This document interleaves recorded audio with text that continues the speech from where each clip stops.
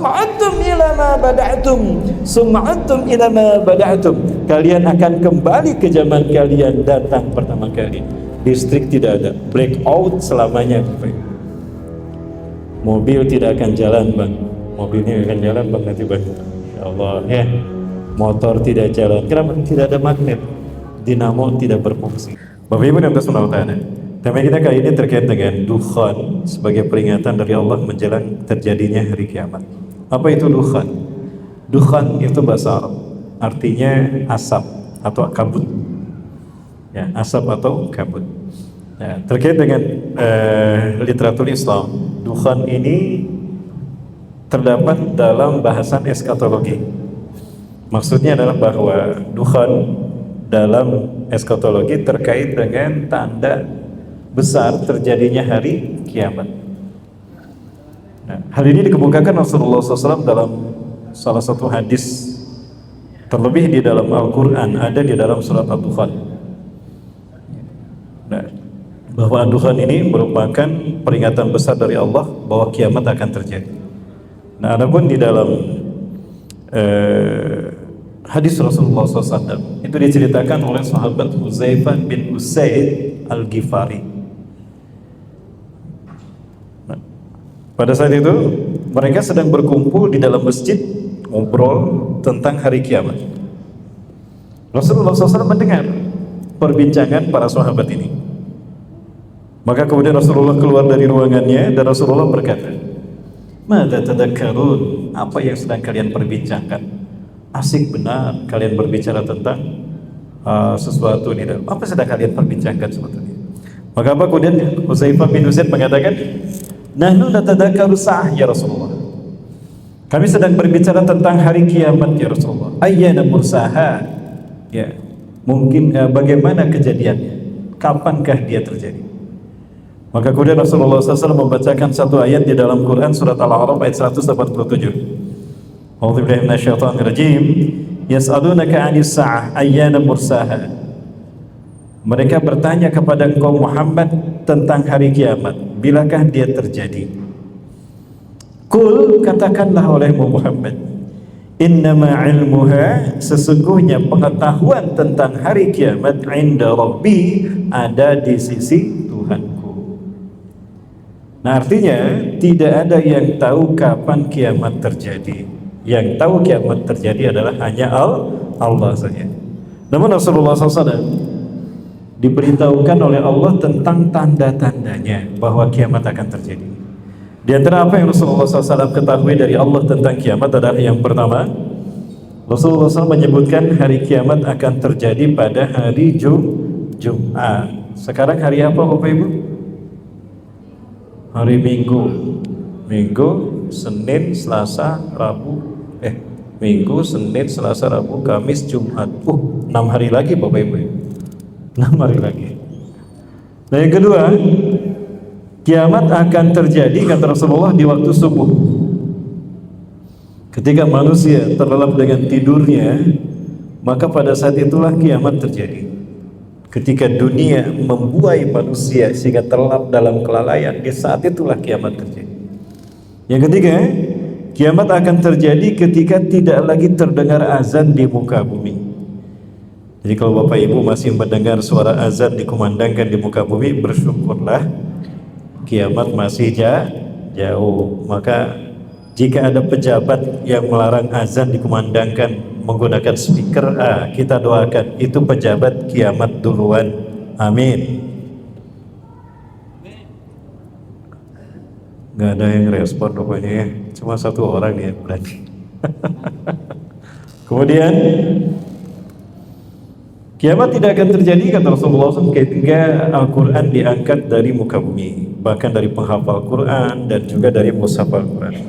Kemudian Rasulullah SAW cerita kiamat tidak akan terjadi melainkan orang-orang beriman sudah tidak ada lagi di muka bumi, betapapun imannya hanya sebesar biji sawi. Dan kiamat tidak akan terjadi melainkan Islam akan tegak untuk yang terakhir kali sebelum hari kiamat. Alhamdulillah, berdasarkan perkajian-pengkajian dan juga beberapa diskusi pendalaman, Maka kami meyakini bahwa kebangkitan Islam akan terjadi sekali lagi sebelum hari kiamat. Tersisa satu kali lagi kebangkitan Islam di muka bumi ini sebelum terjadinya hari kiamat. Dan ini merupakan momentum kemenangan Islam atas agama yang lain.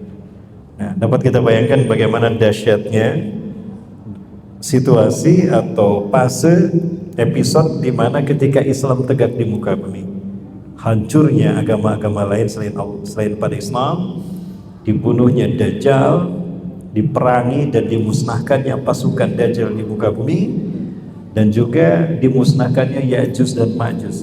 Pada saat itu kaum muslimin menyaksikan turunnya Nabi Isa alaihissalam, hadirnya Nabi yang ternyata berumur panjang. Ada Nabi Isa, ada Nabi Khidir, ada Nabi Ilyasa, kemudian juga ada Zarnab bin Bara'ala, pendamping Nabi SAW. Dan yang terpenting, pada saat itu hadir dan tegaknya kepemimpinan Islam di muka bumi, yaitu munculnya sosok Muhammad bin Abdullah, cucu cicit Rasulullah SAW yang bergelar Al-Mahdi, Imam Mahdi. Dan Imam Mahdi inilah yang menjadi penghubung antara tanda-tanda kecil dengan tanda-tanda besar. Nah, tanda besar Rasulullah SAW sebutkan ada 10 tanda. Ketika Rasulullah bertanya kepada para sahabat berkata, "Ya Rasulullah, mata tak besar?" "Nahnu natadakur sa'ah ya Rasulullah." Kami sedang berbicara tentang hari kiamat ya Rasulullah SAW. Maka apa kata Rasulullah SAW? "La taqumus sa'ah." Tidak akan terjadi hari kiamat hatta tara asyra ayatin, sehingga kalian akan menyaksikan 10 tandanya, 10 tanda besarnya. Nah, di dalam hadis ini Rasulullah menegaskan kalau tanda-tanda kecil itu banyak, bisa sampai 200 buah tanda. Namun tanda besar Rasul sebutkan ada 10 tanda. Apa itu?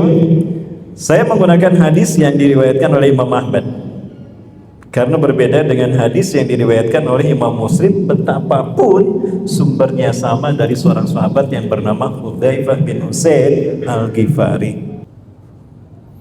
Baik, apa itu? Yang pertama, tatlu asyamsu min maghribiha, terbitnya matahari dari barat. Terbitnya matahari dari barat. Yang kedua, ad-dukhan, asap, kabut asap, tughattil arda 40 yawman hatta la yastati'un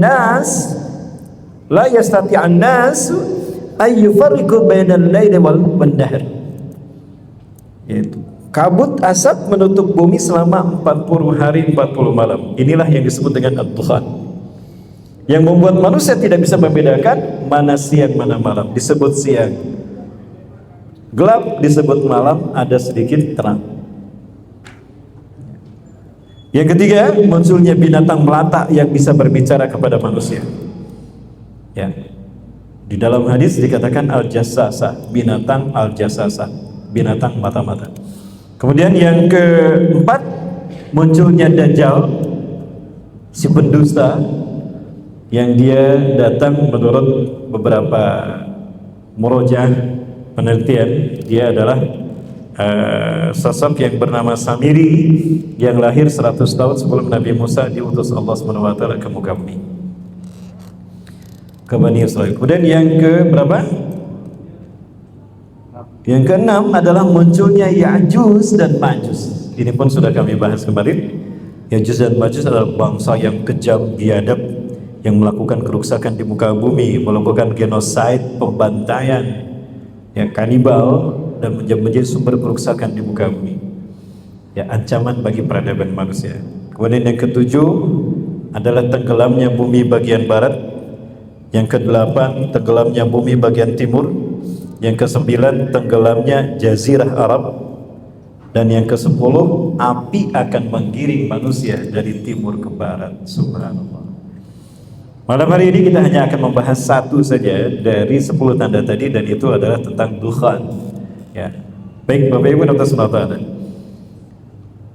Dukhan, kabut asap ini dikatakan oleh beberapa ulama, dan saya sudah mengkaji beberapa kitab. Yang pertama adalah kitab Al-Mawsu'ah fil Fitan wal Malahim wa Asyratu Sa'ah.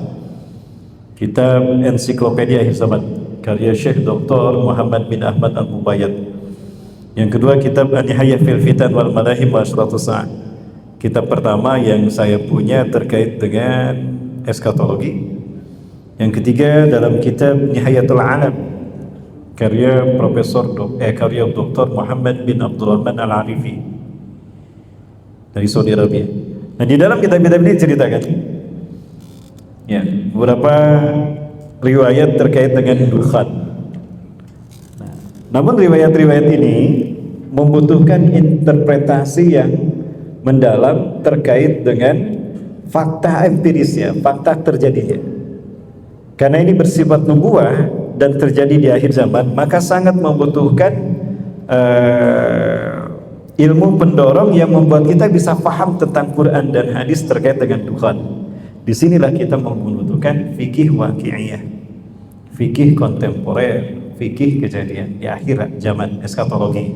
Nah, saya mencoba menghubungkan peristiwa dukhan ini dengan antara Quran dan hadis yang membahas tentang dukhan dengan kacamata ilmiah. Dalam hal ini adalah dalam pandangan astronomi, geografis dan arkeologis atau arkeoastronomi. Nah, Bapak Ibu yang dirahmati Allah, maka penelitian yang saya lakukan beberapa lamanya, mungkin bertahun-tahun, saya coba sambungkan sedikit demi sedikit, saya menemukan satu korelasi yang positif. Apa itu? Belum bisa, Pak? Ini kalau sudah bisa akan saya perlihatkan ya beberapa kejadian. Bapak Ibu yang dibantu saudara, materi yang saya dapatkan terkait dengan bagaimana kita memahami dukhan adalah informasi terkait dengan satu planet atau satu benda langit yang disinyalir oleh para pakar astronomi dunia, baik oleh astronomi dari Amerika Serikat, dalam hal ini NASA, Badan Astronomi Amerika Serikat, kemudian juga oleh beberapa tokoh astronomi dari Jepang. Dan juga ada seorang tokoh yang bernama Dr. Dmitry Bolikov. Dia awak NASA, ahli fisika. Beliau dari Rusia. Mereka mengatakan bahwa ada satu benda langit yang berukuran besar, lebih besar daripada bumi. Bahkan diperkirakan 300 kali lebih besar dari bumi. Benda langit ini gelombangnya terasa, radiasi gelombangnya, pancaran radiasi gelombang yang dimilikinya itu mengarah ke bumi. Nah, dari gelombang yang didapatkan bumi, maka dihitunglah pertama didapatkan jarak benda langit itu ke bumi, yang makin lama makin meluas dan makin membesar, maka diyakini benda langit ini ukurannya lebih besar dari bumi. Dari kecepatan gelombang itu berubah dan percepatan perluasannya, maka ditentukanlah ukurannya 300 kali lebih besar dari bumi. Dan dari arah gelombang yang makin kuat yang mana, maka diperkirakan benda langit ini mengarah kemana, itu ketahuan. Benda langit ini kemudian disepakati oleh para ilmuwan diberi nama planet Nibiru. Planet Nibiru, bukan bintang. Kalau bintang adalah matahari, dia punya api, ini planet. Dia tidak punya cahaya. Cahayanya adalah didapatkan dari matahari, seperti bumi. Nah, ini kan cerita. Ya, baik Bapak Ibu sudah 3 menit lagi belum. Nah, benda langit ini karena ukurannya lebih besar dan mengarah ke bumi, Bapak Ibu sekalian mati Allah, maka inilah yang memberikan pengaruh yang luar biasa kepada bumi. Artinya terjadi peristiwa di bumi yang menjadi respon bumi kepada datangnya benda langit ini. Apa yang terjadi? Satu, karena benda langit ini lebih besar ukurannya daripada bumi, maka bumi tertarik sebetulnya oleh benda langit ini. Gravitasi benda langit ini lebih besar daripada bumi. Karena volumenya lebih besar, maka bumi ini tertarik sebetulnya.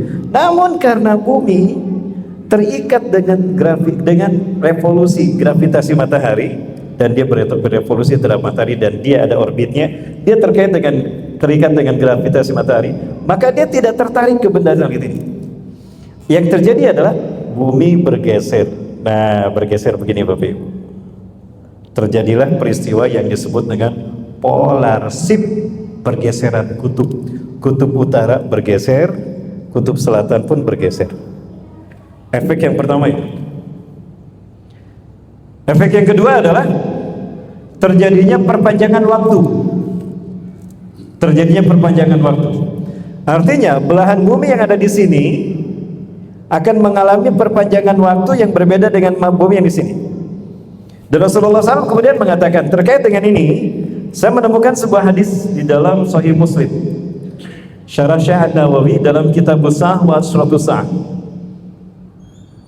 Dikatakan di dalam hadis ini Rasulullah bersabda, "Sayati 'alaikum lailun tuluha kasarasati layalin." Akan datang satu malam yang panjangnya sama dengan 3 malam. Sekali lagi, akan datang satu malam yang panjangnya, gelapnya sama dengan 3 malam. Rasulullah SAW mengatakan, "Sayati 'alaikum," akan datang kepada kalian. Kemungkinan besar yang akan mengalami gelapnya malam 3 kali 24 jam adalah umat Islam. Artinya pergeseran kutub utara dan selatan ini mengakibatkan adanya perpanjangan waktu. Yang mengalami gelapnya malam 3 kali, ada 3 kali 24 jam adalah umat Islam. Jadi ada kemungkinan wilayah Asia Tenggara, Asia sampai Timur Tengah. Eropa itu akan mengalami, Barat akan mengalami perpanjangan siang. Ini efek yang terjadi yang pertama. Dan yang kedua, pergeseran kutub. Kemudian juga ada perpanjangan waktu. Yang ketiga, akan mengakibatkan terjadinya perubahan iklim, climate change. Akan terjadi perubahan iklim. Sehingga wilayah yang tadinya panas akan berubah menjadi dingin. Wilayah yang dingin akan berubah menjadi panas. Inilah yang terjadi hari ini dengan tanah Arab.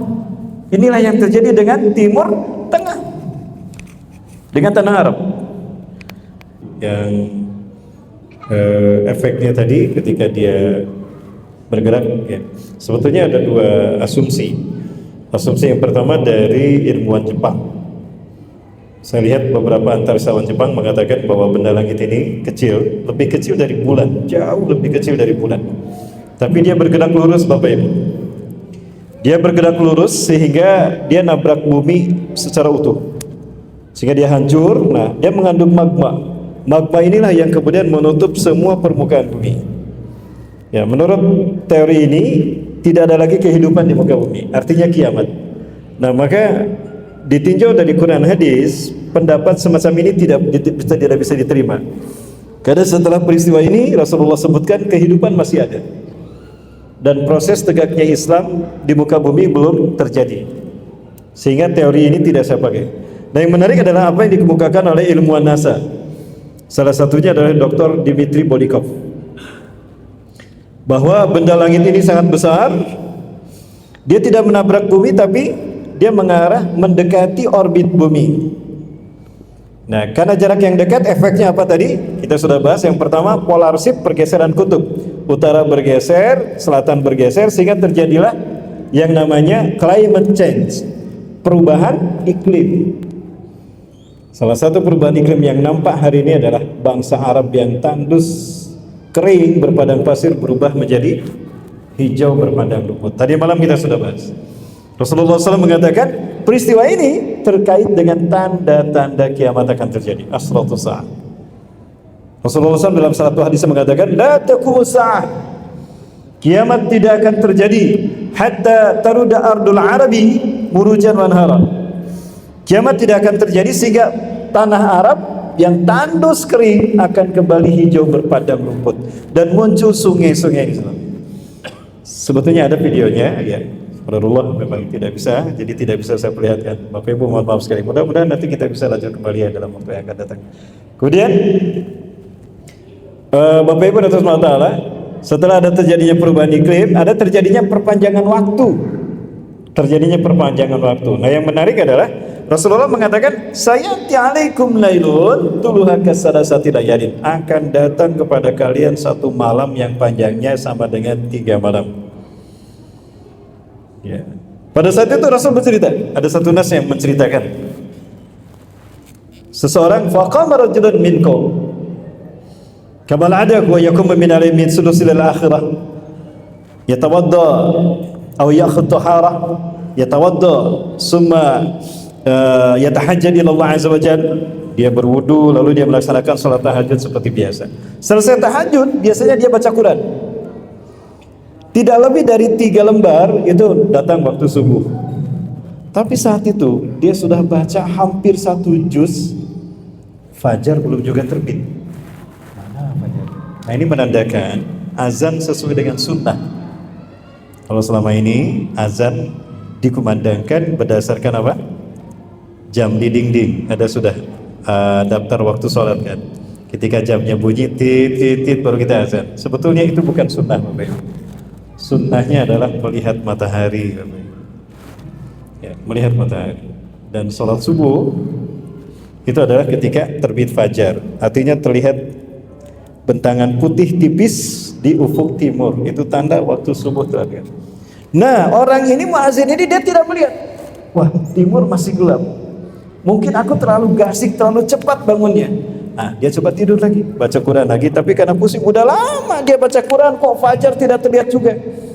Dia belum azan, dia belum adzan subuh. Sekarang masih gelap, karena jamnya berbunyi, tanda adzan subuh menurut jam, maka azan. Padahal mata fajar belum terbit. Nah, ini sunnah yang ditinggalkan dalam penetapan waktu sholat. Nah, kemudian dia tidur, bangun lagi. Gundah gulana manusia. Dia dibangunkan oleh gundah gulananya manusia. Kenapa? Manusia menyaksikan matahari terbit dari barat. Ya, Bapak Ibu, jamaah, oi jamaah. Tadi matahari terbit dari mana? Dari timur ya. Alhamdulillah. Berarti kiamatnya masih jauh, Bapak Ibu. Nah,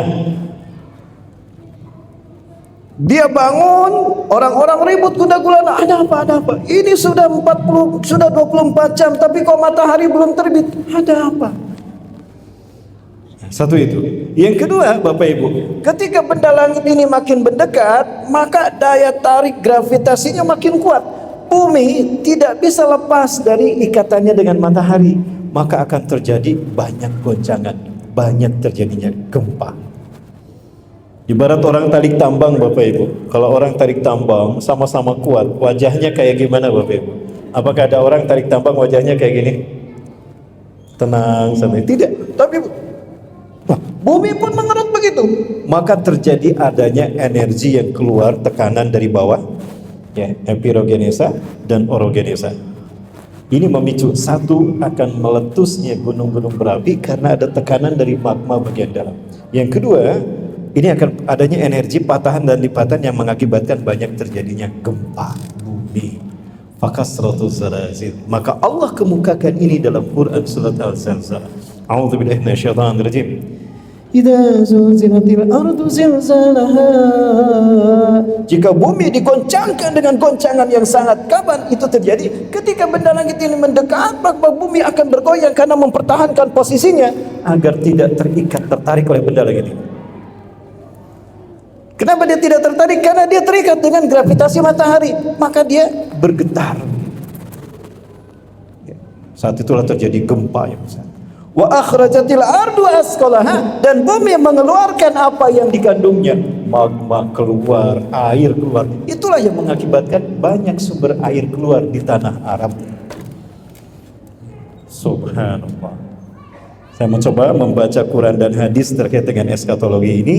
Dia dalam mata kacamata sains dan teknologi, karena sains dan teknologi lahir dari Quran dan Sunnah.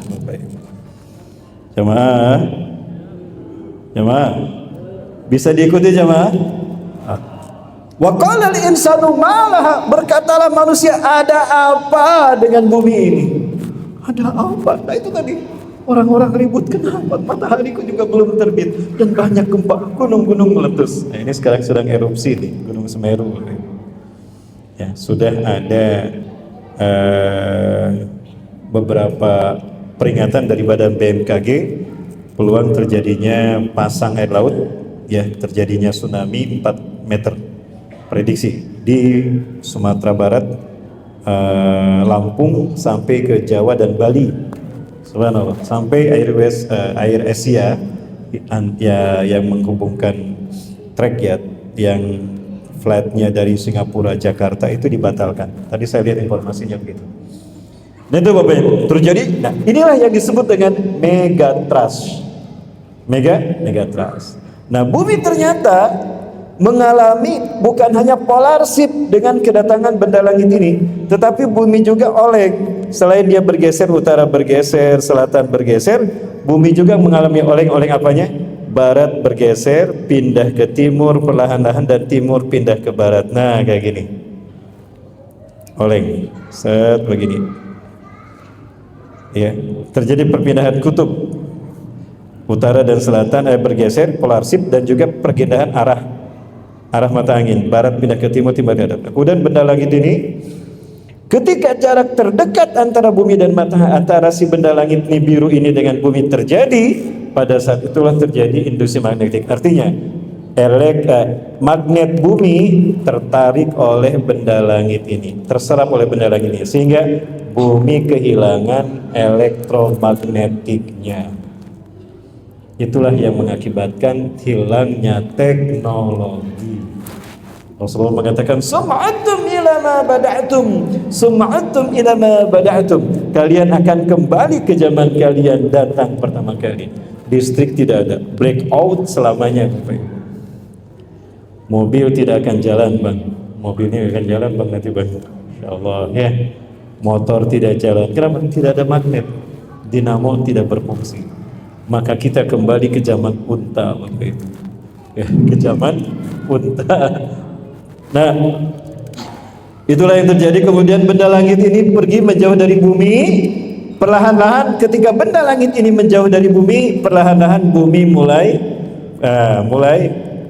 kembali ke utara, mulai kembali ke posisinya, selatan kembali ke selatan. Ya, cuaca iklim kembali ke asalnya. Namun posisi barat ada di timur, posisi timur ada di barat. Maka ketika matahari terbit, terlihatnya di mana? Di barat. Fadalika hin kata. Dalam hadis riwayat Imam Abu Daud terus mengatakan, itulah hin. Inilah kata hin, arti hin di dalam Quran. Ya.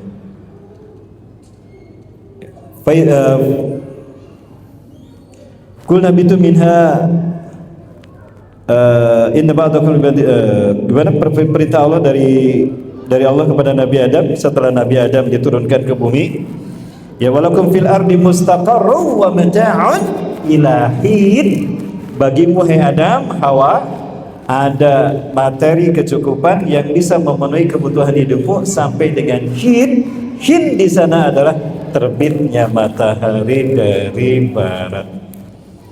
Dan apabila matahari terbit dari barat, kata Rasulullah SAW, wara'ahan nas, manusia menyaksikan matahari terbit dari barat. Amanu ajma'un, berimanlah mereka semua kepada Allah. Tapi apa kata Rasulullah? La yanfa'u nafsan imanuha lam takun amanat min qabl. Tidak berfungsi, tidak berguna orang yang menyatakan beriman yang sebelumnya tidak beriman. Kenapa? Pintu taubat sudah ditutup. Hin, terbitnya matahari dari barat, isyarat dari Allah bahwa pintu taubat sudah ditutup. Sehingga Rasulullah mengatakan, man taba qabla ghurubi syamsi min maghribiha qubilat taubatuh. Siapa yang bertobat sebelum matahari terbit dari barat, Allah terima taubatnya. Maka ketika mereka melihat matahari terbit dari barat, beriman, tidak ada gunanya. Maka lihat wajah mereka hitam pucat. Sudah tahu ada orang-orang Islam menyampaikan tentang Islam. Sudah banyak ulama-ulama menyeru mereka untuk beriman pada Allah dan Rasulullah SAW. Tapi mereka kufur, mereka ingkar karena kesombongan. Ketika mereka menyaksikan matahari sudah terbit dari barat, terjadi benar apa yang dikatakan umat Islam. Mereka mengatakan beriman, sia-sia. Kenapa? Matahari sudah terbit dari barat. La yanfa'u nafsan imanuha lam takun amanat min qabl aw kasabat fi imanin khaira. Atau orang yang soleh, orang yang maksud saya orang yang beriman tapi STMJ. Apa STMJ Bapak Ibu? Salat terus, maksiat jalan. Dia masih seneng ngompreng, dia masih seneng ya gitu. Jadi muzabzabina baina dzalik, Ya, ketika orang-orang Islam, kiai ulama banyak duitnya, ada untungnya, aman-aman ikut. Ketika ulama, kiai dan habaib dicurigai, yang ini banyak duitnya, mampir ke sana gitu, ganti wajah. Ya, munafik. Yang seperti ini ketika dia bertobat ingin hijrah kepada Islam yang sesungguhnya, pintu tobat sudah tertutup. Subhanallah. Gambaran pada saat itu kata Rasulullah SAW, manusia ada pada titik akhir atas kepuasan, keputusasaan, sehingga hidup digambarkan hidup segan, mati tak mau, karena beratnya ujian hidup pada saat itu. Namun orang-orang yang beriman dan istiqomah dengan keimanannya, pada saat matahari terbit dari barat akan putih bercahaya. Kenapa? Senang, bergembira. Senang mereka karena iman mereka benar, keyakinan mereka benar, dakwah mereka selama ini ternyata benar. Pada saat itu mereka putih bercahaya. Inilah yang Allah maksudkan dalam Quran surat Ali Imran ayat 104 sampai ayat 108. ولا تكونوا كالذين تفرقوا واختلفوا من بعد ما جاءتهم البينات أولئك لهم عذاب عظيم. Maka janganlah kamu hai orang-orang beriman seperti orang-orang yang berselisih paham, berpecah belah setelah datangnya penjelasan dari Allah dan Rasul. Quran sudah dibacakan, hadis sudah disampaikan, mereka masih berpecah belah. Jangan seperti itu. Itulah perbuatan orang-orang ahli kitab. Ya. Yauma tabyaddu wujuh wa taswaddu wujuh. Ingatlah pada hari di mana ada manusia yang hitam pucat wajah mereka, ada yang putih berseri-seri. Nah, pada saat terjadinya matahari terbit dari barat, manusia terbagi dua. Yang pertama, manusia yang hitam pucat wajah mereka, yang kedua, manusia yang putih berseri wajah mereka. فَأَمَّا الَّذِينَ اسْوَدَّتْ وُجُوهُهُمْ أَكَفَرْتُمْ بَعْدَ إِيمَانِكُمْ كَافِرِينَ. Adapun orang-orang yang hitam pucat wajah mereka, dikatakan oleh para malaikat, kenapa kalian kufur setelah kalian beriman? Kenapa kalian kufur setelah kalian beriman? Bapak Ibu, adakah orang yang mereka berpindah dari keimanannya kemudian kekufuran, padahal sudah tahu kalau beriman pahalanya surga, kalau kufur pahalanya neraka? Ya. Di mereka adalah orang-orang yang tertipu oleh para penguasa yang zalim dan sesat. Mereka orang-orang munafik yang menjual iman mereka dengan dunia. Ya bi'udinahu bi'ardi minad dunya, orang-orang yang menjual imannya, Islam mereka dengan demi pangkat di pundak, demi jabatan dan demi triliunan. Bapak Ibu sekalian dirahmati Allah Subhanahu wa taala. Nah, mereka kenapa hitam pucat? Karena mereka menyesal telah tertipu daya oleh dunia, tertipu daya oleh pangkat jabatan dan bujuk rayu uang triliunan.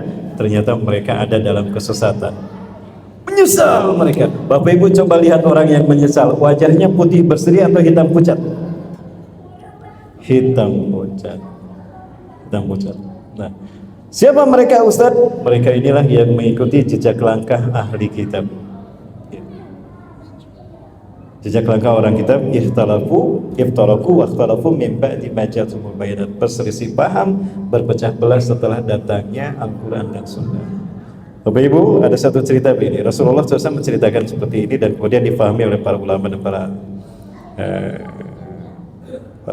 ulama salafus saleh. Mereka menceritakan begini. Ada beberapa orang, ada 4 orang yang mereka diminta untuk menjelaskan seperti apa bentuk gajah. 4 orang ini belum pernah melihat gajah sebelumnya. Gajah, ada patung gajah disimpan di tengah-tengah ruangan, namun lampunya dimatikan, sehingga 4 orang ini tidak bisa melihat dengan jelas seperti apa bentuk gajah yang sesungguhnya. Yang satu megang belalai. Oh, gajah itu panjang bulat kayak ular. Salah tidak? Tidak salah, karena yang dipegang belalai. Ada yang pegang telinganya. Kata siapa? Gajah itu tipis kayak kipas, yang dipegang telinganya. Ada yang memegang perutnya. Kata siapa? Tipis. Kata siapa? Bulat kayak ular. Gajah itu bulat besar kayak beduk, karena yang dipegang perutnya, ada yang pegang kakinya. Yang benar mas saya, gajah itu kayak tiang bulat tinggi besar. Mereka memegang bagiannya saja, lalu mereka mengklaim inilah gajah yang sesungguhnya, dan mereka masing-masing merasa benar dengan apa yang mereka lakukan. Kenapa? Tidak salah. Salah nggak mereka? Tidak. Kenapa? Karena mereka ada di ruangan yang gelap. Tidak masalah, karena belum ada cahaya. Tapi sekarang ketika lampu dinyalakan, teranglah semua ruangan. Semua mereka yang berbeda pendapat tadi melihat bentuk gajahnya sama. Oh, ternyata gajah itu seperti ini. Harusnya begitu. Betul? Kenapa? Karena cahaya sudah harusnya tidak ada lagi perbedaan. Oh, ternyata gajah ini seperti ini. Sepakat. Harusnya begitu. Maka aneh ketika lampu dinyalakan, mata mereka sudah melihat bentuk gajah, yang ini masih kekeh. Enggak, pokoknya gajah itu bulat kayak ular. Enggak, gajah itu tipis kayak kipas. Padahal mereka sudah melihat gajah yang utuh seperti apa. Enggak, gajah itu bulat kayak tiang tinggi. Enggak, gajah itu kayak beduk. Nah, yang inilah yang dilarang Allah. Quran sudah dibacakan, hadis sudah dijelaskan, masih merasa benar dan tidak mau bersatu. Inilah dahsyatnya perpecahan umat. Inilah jahiliyahnya umat. Nah, mereka inilah yang kata Rasulullah, kata Allah dalam Quran tadi, ya apa? Yang hitam pucat wajahnya, berpecah belah dan berselisih paham setelah datangnya penjelasan dari Allah. Iftaraku wakhtalafu min ba'di ma ja'athumul bayyinat. Ulaika lahum 'adzabun azim. Mereka yang akan mendapatkan siksa yang pedih, Bapak Ibu. Kira-kira mau disebut apa orang yang seperti itu, Bapak Ibu?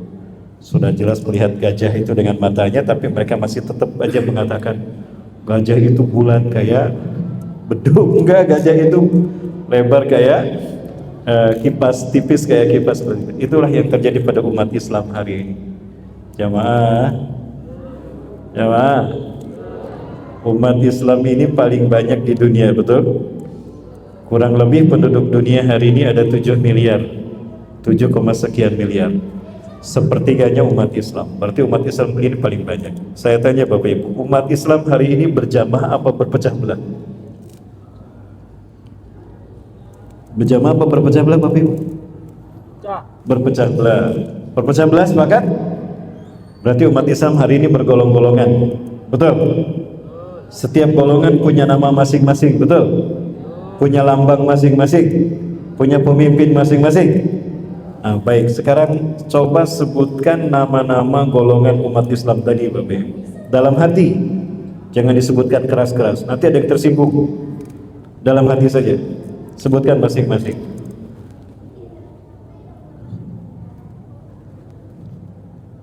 Ada berapa, Bapak Ibu? Ada berapa jamaah? Ada banyak. 10 ada?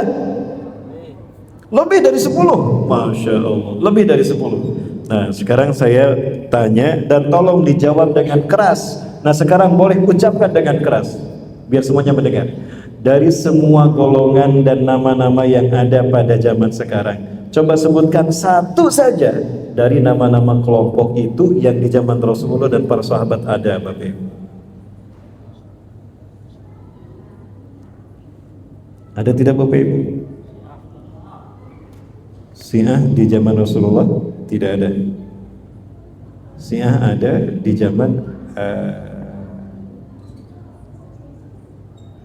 zaman Ali bin Abi Thalib. Muncul sosok yang bernama Abdullah bin Saba bin Salul. Abdullah bin Saba. Dia orang Yahudi Yaman yang benci kepada Bani Hashim dan ingin mengadu domba Bani Hashim. Itu Bapak Ibu. Syiah zaman Rasul enggak ada. Syiah dalam konteks aliran pemikiran seperti sekarang ini, aliran akidah dan ibadah seperti sekarang ini, itu tidak ada.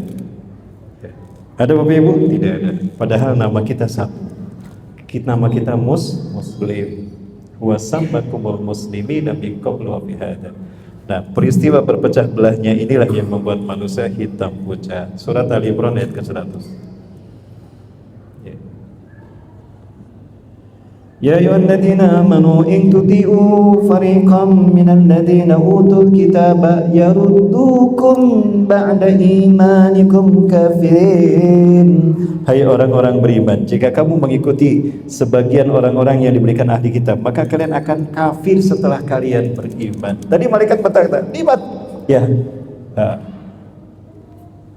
Fa'amal ladina aswaddat wujuhum akafartum ba'da imanikum, kenapa kalian kafir setelah beriman? Apa itu? Dia berpecah belah dan berselisih paham, padahal Quran dan Sunnah sudah disampaikan. Inilah Bapak Ibu sebentar. Nah, inilah sistem yang menjadi dukhon bagi umat Islam hari ini secara maknawi. Jamaah, Bapak Ibu yang dirahmati Allah Subhanahu wa taala, suatu hari Rasulullah dan para sahabat berkumpul. Ya, di sana ada Hudzaifah ibnul Yaman. Rasulullah bercerita banyak hal. Kemudian para sahabat berkata, ya Rasulullah, kunna nahnu fil jahiliyah. Wahai Rasulullah, dahulu kami jahiliyah. Kami menyembah berhala, kami berzina, kami mengundi nasib, kami mabuk. Jahiliyah ya Rasulullah. Faja'ala Allah bihadal khair, lalu Allah datangkan kepada kami kebaikan Islam ini. Allah mengutus Anda sebagai Nabi dan Rasul untuk kami. Anda bimbing kami kembali kepada fitrah kami Islam. Maka sekarang kami ada dalam kebaikan dan kebenaran ya Rasulullah. Fahal ba'da hadal khair min syarrin, apakah setelah kebaikan ini ada keburukan? Ada keburukan. Sekarang kalian ada dalam kegemasan Islam yang rahmatan lil alamin. Sepeninggal ini akan ada fase di mana kalian akan dipenuhi dengan keburukan. Dan sahabat Hudzaifah bertanya lagi, wahal badalika syarrin min khair, apakah setelah keburukan itu akan ada lagi kebaikan yang kedua? Ada kebaikan yang kedua. Lakinna fihi dakhanun, tetapi di dalamnya ada dukhan, ada kabut, ada dukhan. Ini pembahasan dukhan yang berbeda secara maknawi. Kalau tadi dukhan yang sesungguhnya, Bapak Ibu. Ya. Tadi dukhan yang sesungguhnya belum selesai ya. Nanti kita kembali lagi kayak tadi. Tapi yang ini kita lanjut dulu Bapak Ibu ya. Jamaah. Ibu-ibunya sepi ini. Bunda. Oi Bunda. Masih bersama saya Bunda? Lanjut. Sedikit yang jawab. Bunda, suara saya jelas? Kurang jelas? Sekarang jelas gak? Jelas. Pantesan jawabannya kurang ya. Tadi saya dengar Bunda mau masuk surga enggak. Jawabannya enggak. Ternyata kurang jelas jawabannya. Baik, Bapak Ibu Subhanahu wa taala. Nah,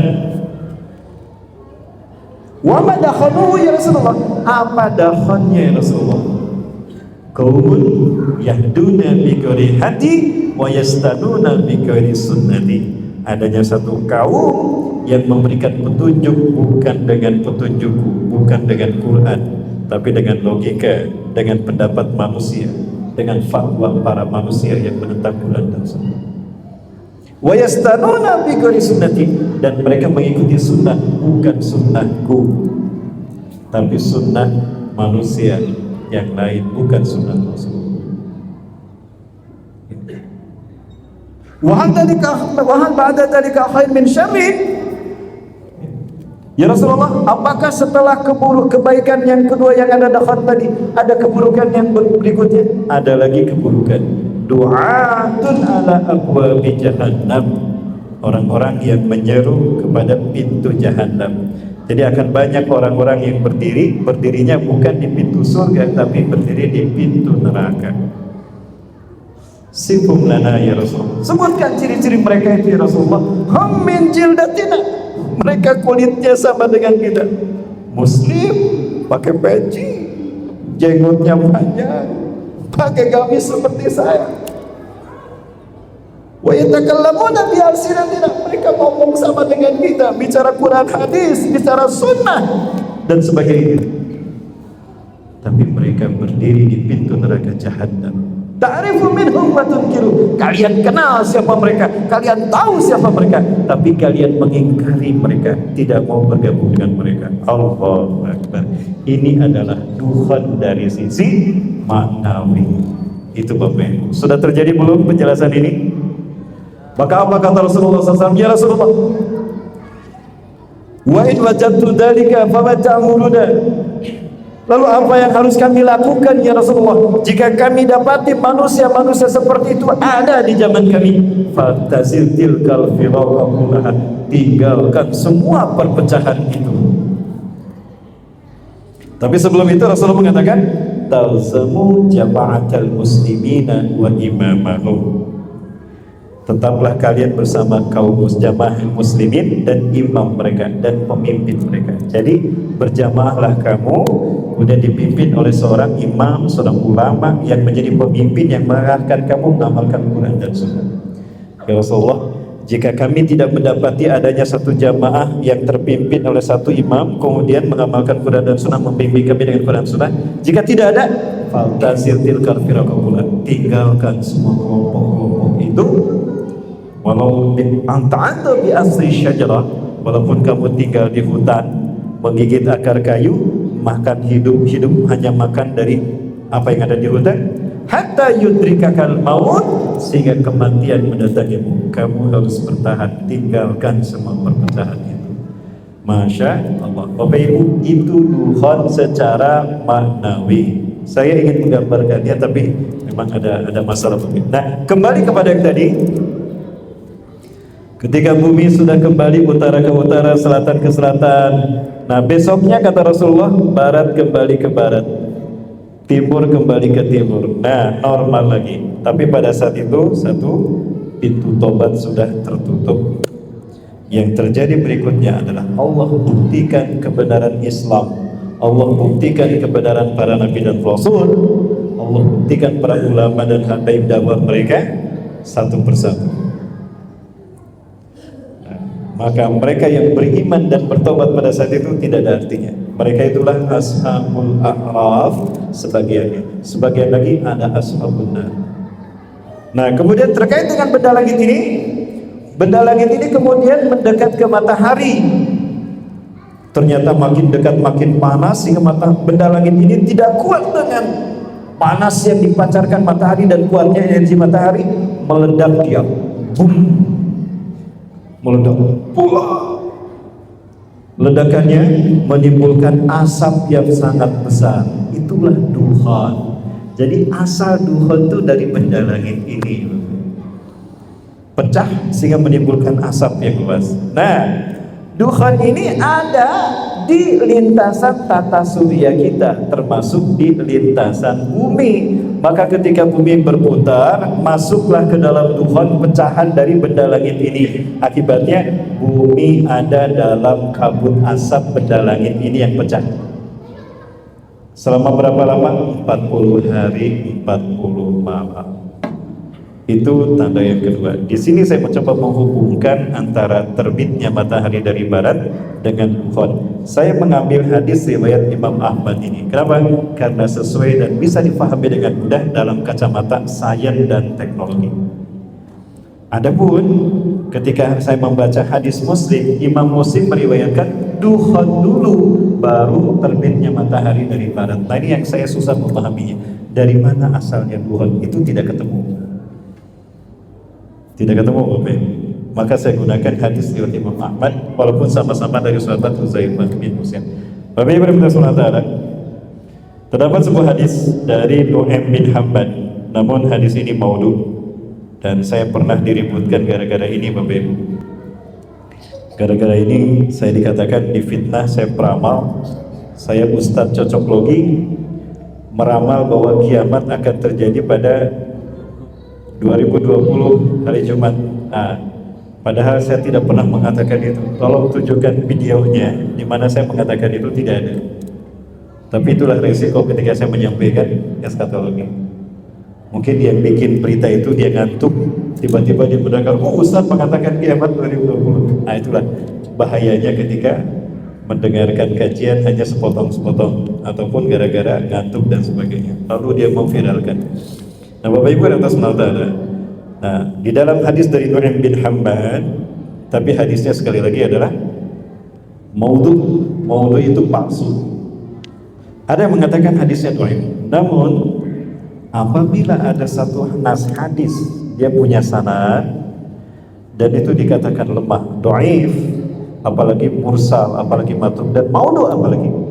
Namun ketika itu tercatat ada nasnya, ada kitabnya, dan sesuai dengan sains dan teknologi, ada kemungkinan hadis itu benar.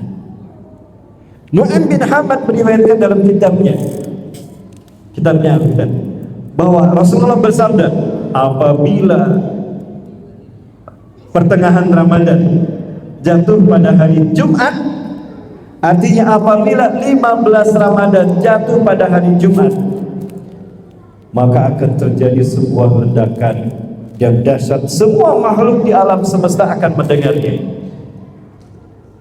Jika itu terjadi, masuklah kalian ke rumah-rumah kalian, tutup rapat pintu rumah kalian, tutup rapat ventilasi rumah kalian, bertasbihlah kepada Allah, puji Allah sebanyak yang kalian mampu, dan bertobatlah kepada Allah.